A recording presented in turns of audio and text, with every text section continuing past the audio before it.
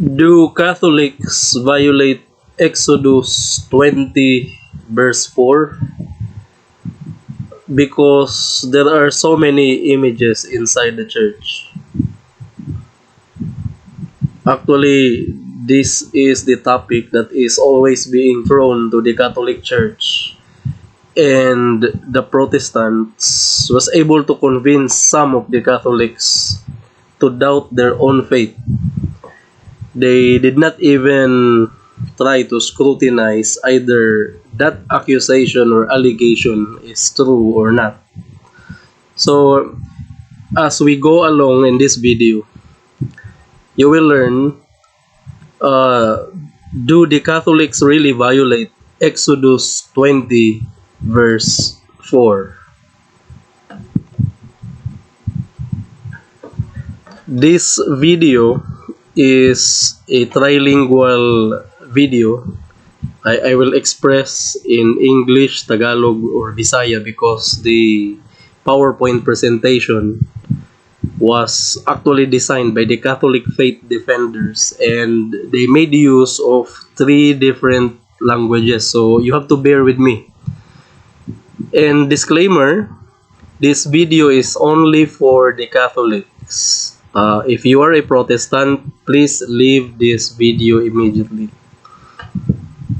Okay? So, sacred images, or in Bisaya, pagtahod sa mga sagradong larawan. Pagtahod sa sagradong larawan, in Tagalog, pagalang sa mga banal na larawan. Is this bad? Is this really against the commandment of God? Okay, let's see. First and foremost, what is an idol? Because they often throw an accusation that we are idolaters or sumasamba sa larawan. The biblical definition of an idol, it says that we know that an idol has no real existence and there is no God but one. Try to open your Bible. It's in Corinthians, 1 Corinthians chapter 8 verse 4. Again, an idol has no real existence. It means it's an imaginary image. Okay? And it was worshipped by men. So, it means, sa Tagalog pa, hindi siya totoo. Kathang isip lamang. Okay? Question, is an image of Jesus an idol? Yes, if Jesus has no real existence and if Jesus is no God, pwede siyang matawag na idol. But historically, the Jesus that we know and the Jesus that Protestants are worshiping is the same, and he exists. According to Josephus, a Roman historian, this is sources or references outside the Bible. According to Josephus, that there was a Jew named Jesus and he was crucified. So it means Jesus cannot be considered an idol, and an image of Jesus is not an idol, because if you will base it from the 1 Corinthians 8 verse 4, an idol has no real existence. Iulit-ulit ko. But Jesus really existed in our history. Okay? Catholics worship the real person of Jesus being represented only by his image on a painting or statue. Exactly in a way like a modern photograph. If you know, my fellow Catholics, long time ago, walang camera. And the only way that they can express their admiration or adoration to someone is nagpe-paint sila or nagsuskulpt. Itong picture sa lower left portion ng image, ito. This is a painting of Jesus found in the earliest catacombs of Christian, sa below Christian churches, kasi may mga catacombs dyan, mga libingan. At itong image na to is already 1,000 years old. It means even the first Christians, gumagamit sila ng mga imahe. And they know that this image is a representation of Jesus. Protestants always argue that is it really Jesus in that image? Ang kaibahan kasi natin sa mga Protestante at tayong mga Catholics, meron tayong mga santo na sa kanilang mga visions, nakita nila mismo si Jesus personal. Hindi tulad sa kanila, never nagpakita ang Diyos sa kanila kasi they do not have any authority to establish a church and to form a group in the name of God. Wala. Wala sa record or kahit sa Biblia na meron silang authority na gumawa ng anong tawag dyan? Simbahan. Pero sa atin, tuloy-tuloy ang milagro ni Kristo. Hindi natatapos doon sa revelation ng Bible. From Genesis to Revelation din nag-end na doon. Hindi. Kahit sa modern times, may mga recorded incident na ang Diyos in a form of dream or in a form of vision, nagpapakita siya mismo. Kaya marami sa kanila, halos lahat yata na may apparition, nagko-conclude na ito ang image ni Kristo. Or sometimes image ni Mother Mary. As a Catholic kasi for Catholic viewers lamang po ito. Ang daming santo kung saan ang ating mahal na Inang Maria ay nagpakita sa kanila personally. Hindi parang hangin lang nagpakita sila parang tao talaga. Kung anong nakikita nyo sa mga kaibigan ninyo, anong itsura nila, yun din talaga ang itsura.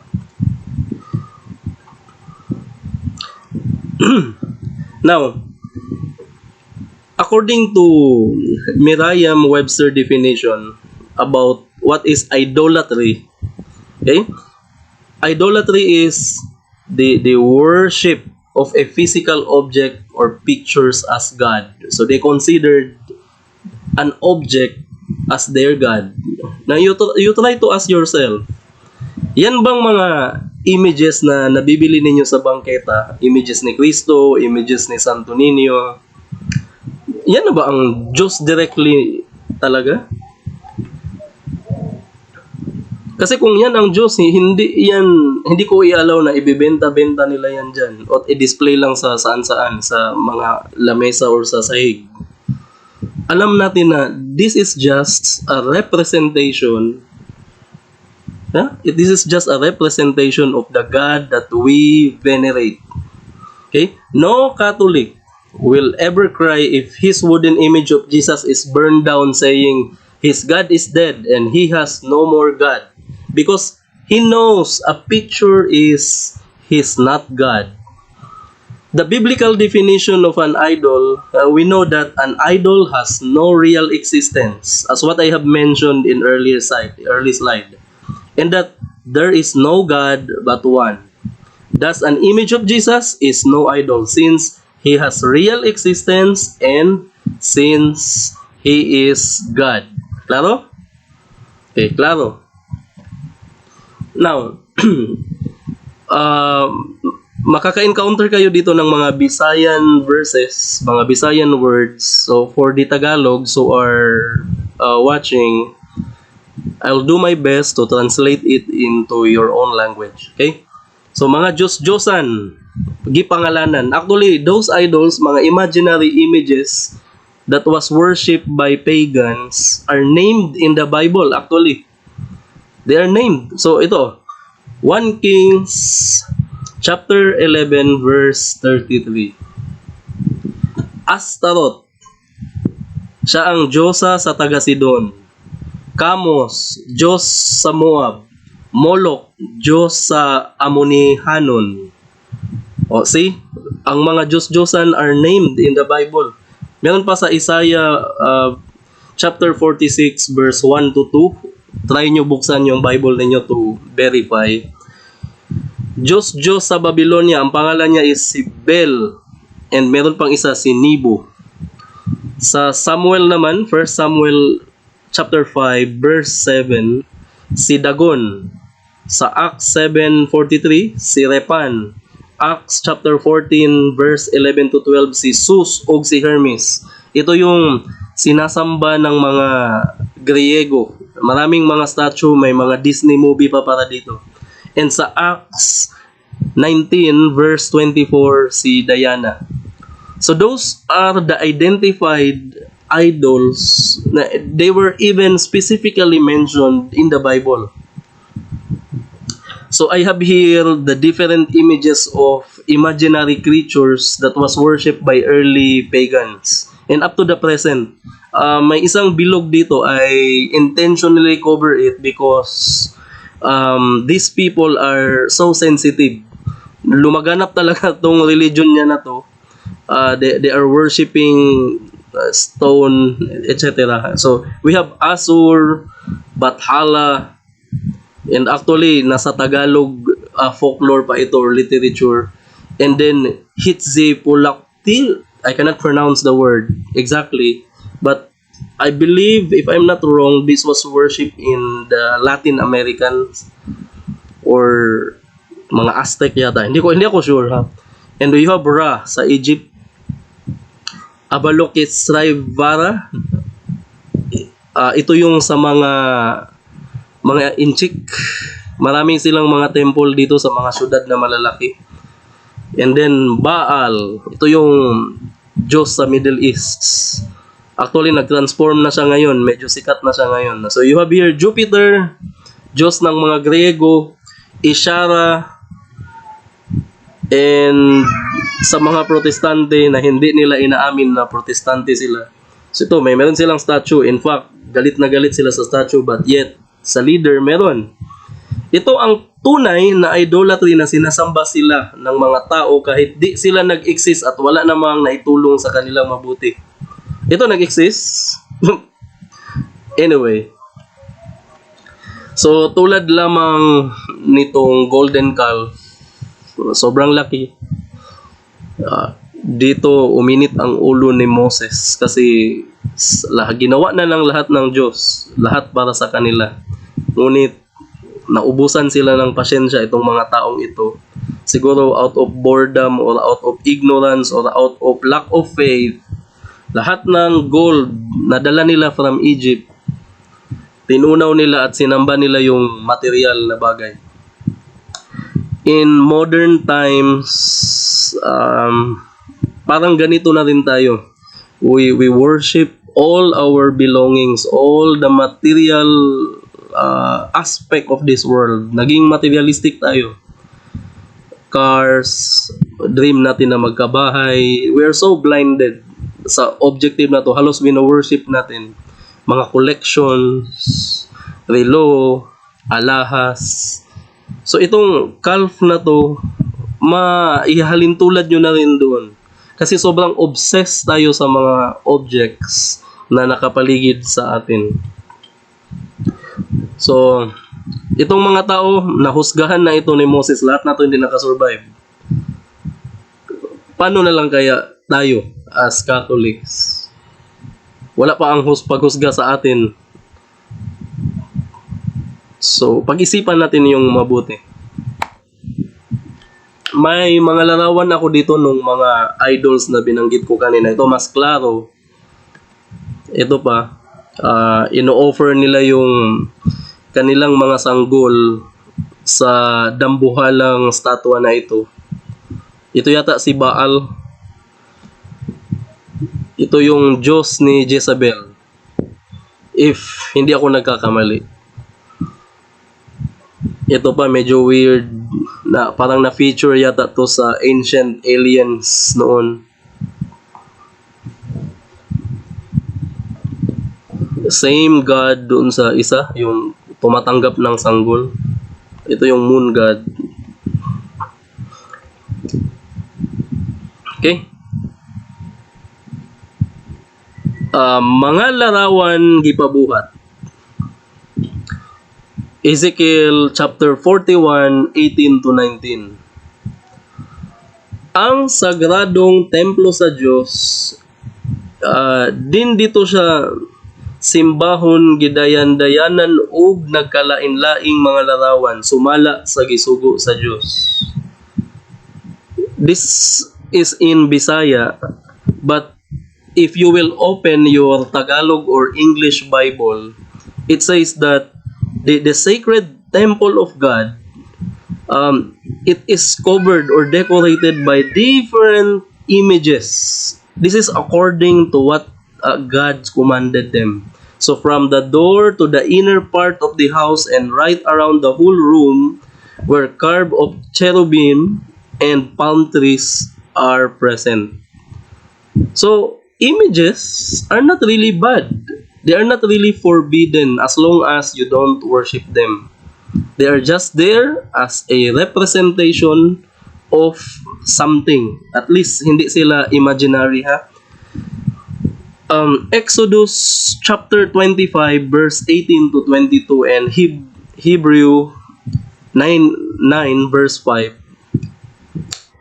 If buksan nyo ang Bible ninyo para i-verify, may nakabanggit dito na duha ka kerubin nga bulawan.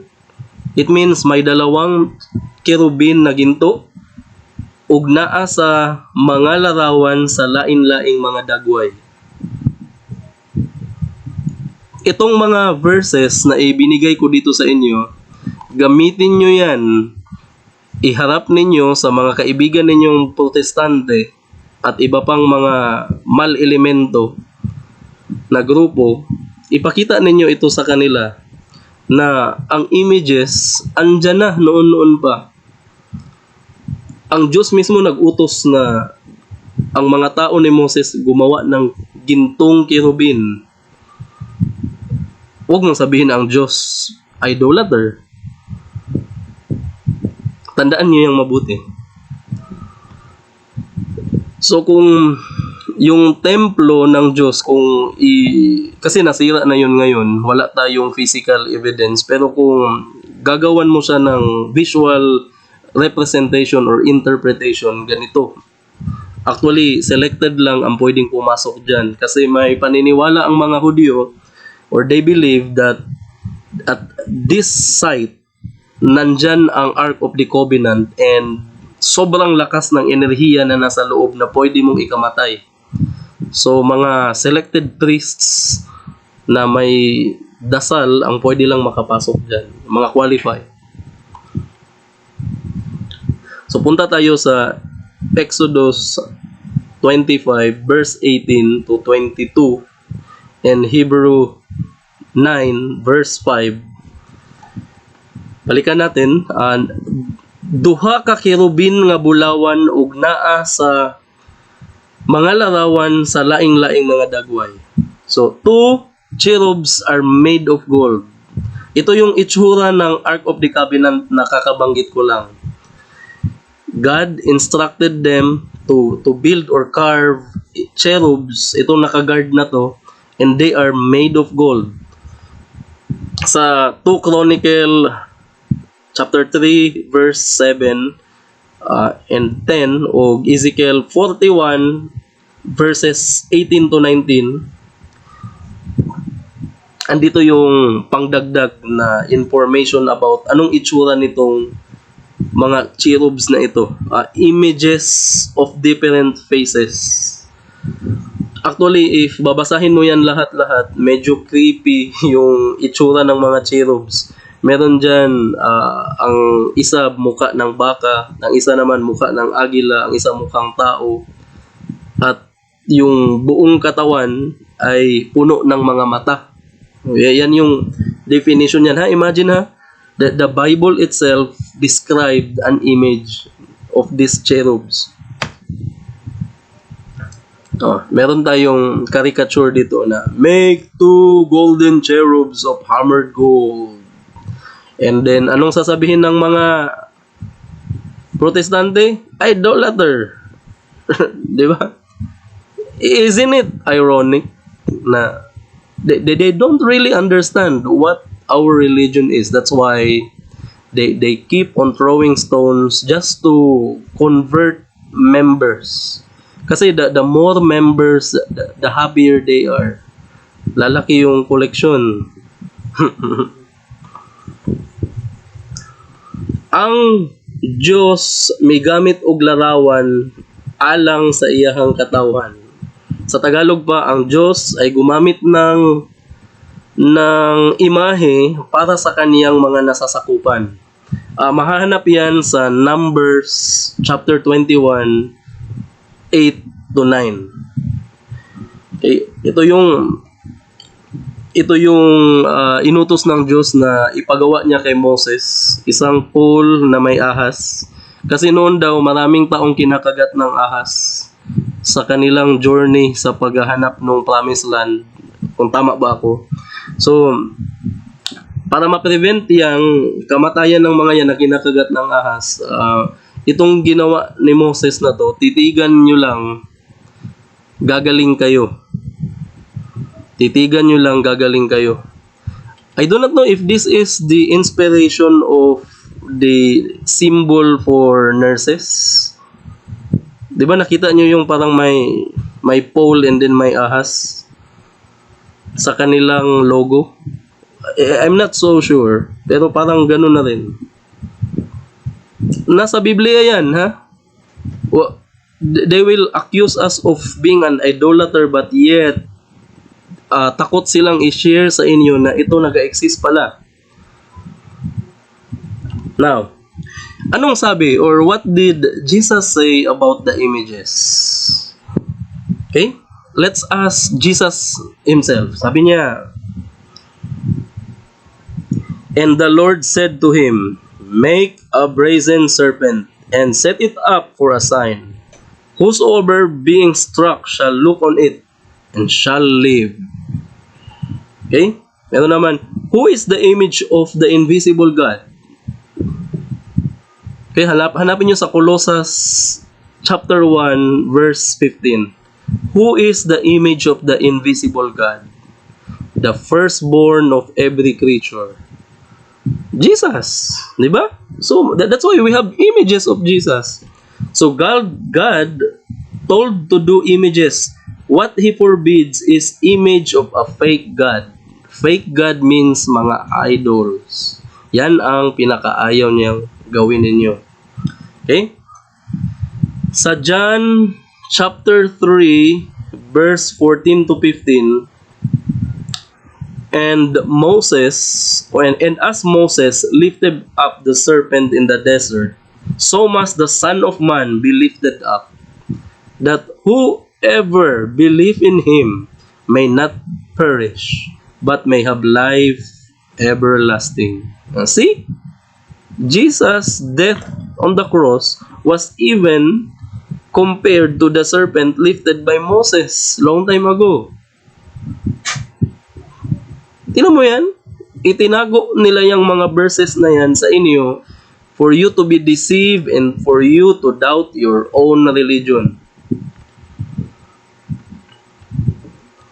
Mga butang dapit nga sagradong ipatahod or items that are sacred and we should respect them. So from Leviticus 19 verse 30 in Bisaya, tahura ang akong sanctuaryo. Okay? Judaism or holy sites. It said tahura means you have to respect the holy sanctuary. Kung dapit sa templo nga labing balaan, ang dapit diin mahimutang ang sagradong larawan sa kerubin. Okay? And then Joshua chapter 7 verse 6, the Ark of the Covenant, diin si Joshua ug uban sa pangulo sa Israel mihapa atubangan ni ini. See? Sa cherubim, ang Ark of the Covenant, may mga image yan, and si Joshua mismo ug ang ubang mga leaders, mga kaparian sa Israel, mihapa. Mihapa means nagbow down, nagpataripa sila in front of it. And yet, Ayaw ng mga protestante na tayo magluhod sa harap ng image ni Jesus. How much more itong mga kirubin pala nga ito, oh. 2 Kings chapter 23 verse 15 to 18. Lubnganan sa taong balaan ipatahod. Who are these holy men? Lubnganan sa taong balaan means sa Tagalog pa, libingan ng mga taong banal. Ipatahod means igalang. The tomb of the holy prophets were not destroyed accordingly. So Psalm 74 verse 4 to 6 and 1 Corinthians 3 verse 17. Ang muguba sa templo sa Diyos kaaway niya. Sa Tagalog, ang sisira sa templo ng Diyos ay kaaway niya. So those who destroy the temple of God are the enemy of God. See? Okay, next. Ang pagprosesyon anaa sa Biblia. Tayong mga Catholics, kung mapansin niyo kapag may feasts, dala natin ang image and pinaparid natin yan sa daan, sa harap ng ating lugar. So, actually, it was stated in the Bible. Processions are in the Bible. So, if you will look at 2 Samuel chapter 6, 6 to 7, and Joshua chapter 6, 1 to 7 and 20. So all Israel brought up the ark of the covenant of the Lord with shouts, with the sounding of rams, horns and trumpets, and of cymbals, and the playing of lyres and harps. See, ang mga unang Israelita mismo, sa panahon na yan, dala-dala nila yung Ark of the Covenant, nag-procession sila.